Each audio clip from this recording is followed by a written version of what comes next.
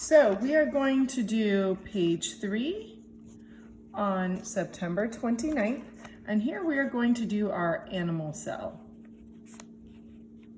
So just like we did our plant cell, we want to make this so we can study from it.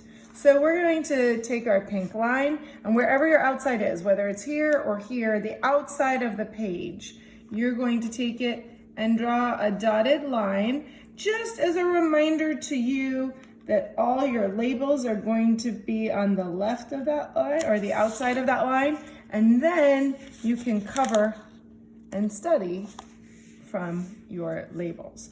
So we're going to do an animal cell today, and an animal cell actually is missing some of the organelles that a plant cell has. So animal cells, the outermost layer of an animal cell is actually your cell membrane. Okay, so that circle that I drew is the cell membrane, and that determines what can go in and out of the cell. And just like I did on the plant cell, I'm going to make nice straight lines using my rulers, and I'm not going to overlap or cross my lines so that I know which item is in fact which. So we also, next, we can do the cytoplasm. Cytoplasm. And the cytoplasm is all the material in the background that all the organelles float in. Notice my animal cell is more circular. Animal cells can fluctuate more because it is a cell membrane and they don't have that cell wall. There's not as much rigidity in an animal cell. So our cytoplasm is everywhere in the background of this cell. So we can just, I'm going to try and keep it kind of straight. So it's inside the cell. It's the matrix that everything floats in. Then, of course, one of the most important, we have our nucleus and our nucleolus. I'm going to color in the nucleolus there. Okay, so we have our nucleus.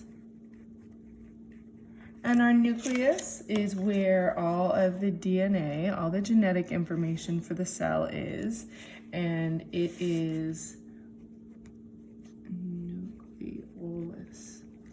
And so it gives everything, it tells the cell everything that's supposed to happen. Okay. Then we have, just like in our plant cell, we have our rough and our smooth ER. These are the transportation highways of the cell. And our smooth ER, again, always found right up against the nucleus there. It does not, the smooth ER is smooth. It doesn't have any bumps on it. Okay. And then the rough ER, we'll draw some over here. It's also the same kind of shape, but it's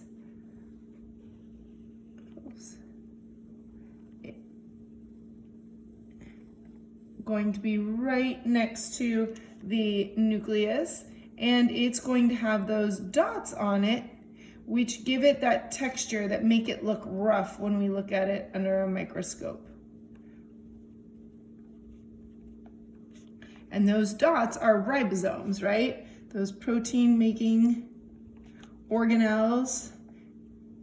And we'll have ribosomes also floating in the cytoplasm of the cell, but there's some on the rough ER. So we have to do, we're going to label our smooth, endoplasmic reticulum. Okay. It's RETIU, reticulum. Okay, and we can shorten that to smooth ER. And that's this first one we drew. Draw our line. And then we have our rough endoplasmic. I love saying that word. Endoplasmic reticulum is fun to say. Reticulum, which we can call the rough. We can shorten to the rough ER. Okay, and we need to draw a line to that. Okay, so we have smooth ER and we have rough ER. We have the nucleus with the nucleolus. Then we're going to do lysosomes. So we're going to put a few lysosomes around. They're kind of medium-sized circles with dots in them. They again have, they help with digestion essentially.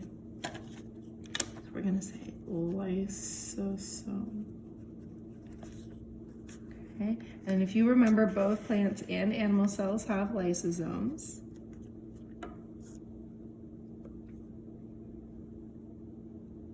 We also, let's add some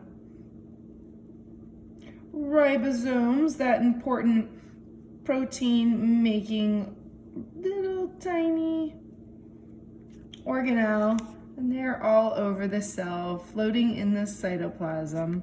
So we're going to put groups of them around the cell, just groups of dots to represent that they are floating throughout the cell, really. But we don't want to, I'm not going to make you cover the whole thing. So we have ribosomes.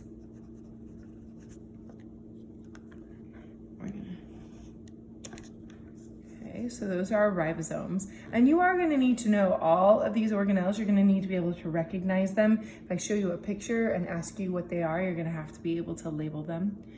All right, we're going to next do our mighty mitochondria. And just like in the plant cell, it's going to have a bean outer shape, and then it's going to have these finger-like projections on the inside of the mitochondria. And remember, this is where all of our energy comes from. Provides energy to the cell, and we're going to get into greater detail on how that happens actually in the spring after winter break. And then we have our Golgi apparatus, and remember, it looks like stacks of pancakes. And this is kind of like the postal service. It packages things and ships them around the cell. So remember, it's Golgi. Here, let me make sure you can see. Golgi apparatus. Or we can call it the Golgi body. Those terms are interchangeable. Okay. Oh, and I didn't do the vacuole. So plants can have, or sorry, these are animal cells, can have vacuoles. It might be, it's a little, it'll make it a different shape than our lysosome. They're small in an animal cell.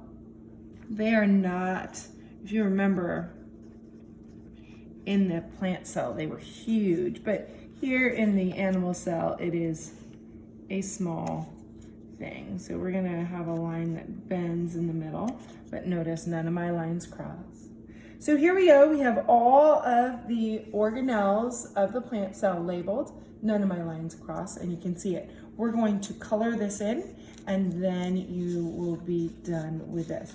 And look, we have this nice study tool. So now I can fold it over, and I can say, okay, what organelle is this? What organelle is this? This. And if I'm not sure, I can, oh, that's right, that's the rough ER. All right. And here is the completed colored in animal cell ready to go.